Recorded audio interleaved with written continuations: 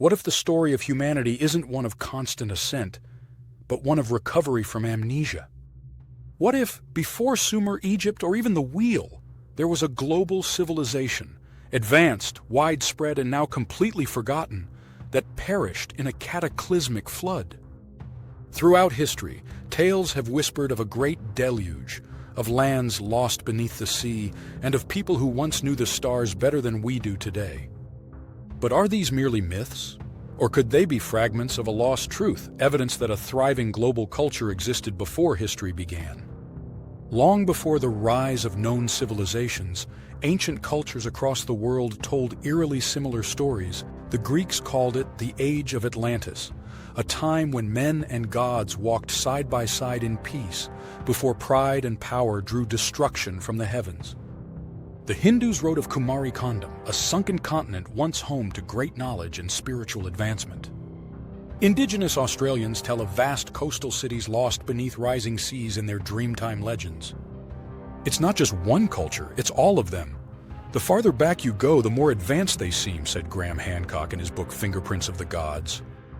Could so many disparate peoples, separated by oceans and continents, have conjured the same dream? Or were they remembering something real? Nearly every culture speaks of a massive flood. The Sumerians recorded it in the Epic of Gilgamesh, where the gods sent a flood to wipe out mankind. The Bible speaks of Noah, chosen by God to survive a deluge that covered the earth. In India, the ancient texts describe Manu, who is warned by a fish of a world-destroying flood. In Greece, Deucalion and Pyrrha survived Zeus's watery wrath in an ark. Native American tribes speak of water rising from the earth, swallowing entire nations. Dr. Robert Schoch, a famous geologist and researcher, said, "When the same myth emerges across disconnected cultures, it reflects memory, not imagination." Could all of these myths be describing the same event? We often think of the past as dry and dusty, buried beneath sand and stone. But what if it's underwater? In the early 2000s, off the coast of India, marine archaeologists discovered the sunken city of Dwarka, long thought to be a myth from the Mahabharata. Off the coast of Japan, the Yonaguni monument juts out from the seabed, massive stair-like structures that seem carved rather than formed. Near Cuba, sonar has revealed symmetrical structures beneath the waves, too deep for modern cities to have built. Off Malta, Egypt, and the Bahamas, similar submerged structures keep showing up, without a fitting explanation. "We are looking at lost chapters of human civilization hidden beneath the waves," said Dr. S.R. Rao, marine archaeologist. And then there's the Piri Reis map, drawn in 1513, which shows Antarctica without its ice sheet. This feat of cartography should have been impossible at the time, unless someone had older maps copied from a civilization now lost. Even on land, the signs are there. In Turkey lies Göbekli Tepe, a site so ancient that it predates agriculture by thousands of years. Massive stone pillars, some over 10 tons, are arranged in astronomical alignment, yet built by people still supposedly living as hunter-gatherers.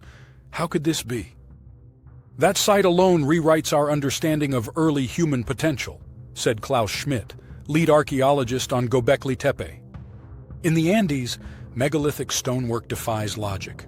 Multi-ton stones carved and placed with machine-like precision.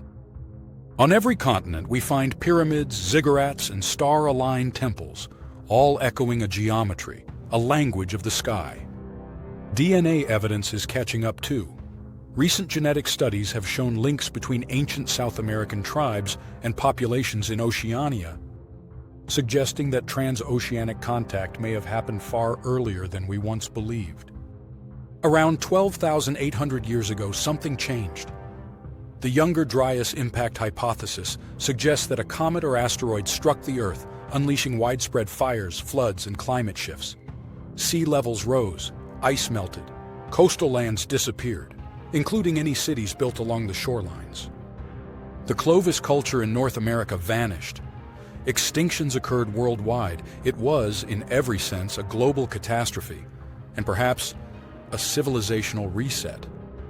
Among the strangest finds in the archaeological record are objects like the Antikythera mechanism, an ancient Greek device capable of predicting astronomical positions. Or the Baghdad battery, a clay jar with a copper cylinder and an iron rod, possibly capable of producing a small electric charge. Artifacts that don't fit their time. What if these are not anomalies, but relics of a much older, forgotten science? Pyramid-building knowledge, sacred geometry, global myths of sunken lands, all may point to a time when humanity had advanced knowledge before nature hit reset. The academic world can be slow to embrace ideas that don't fit the model. Funding rarely flows toward what's deemed pseudoscience, and researchers proposing these ideas often face ridicule. But public interest is rising. Millions are tuning into documentaries, podcasts, and books that ask the forbidden question, what if we're not the first advanced civilization? If humanity did rise once before, building cities aligned to the stars, mastering lost technologies, and living in harmony with nature, then the flood wasn't just a disaster, it was a reset. Today, we are the inheritors of that blank slate, but the oceans remember, the myths remember, the stones remember, and perhaps it's time we remembered too. This is Mythantis. Subscribe, like, and share if you believe there's more to history than they're telling us.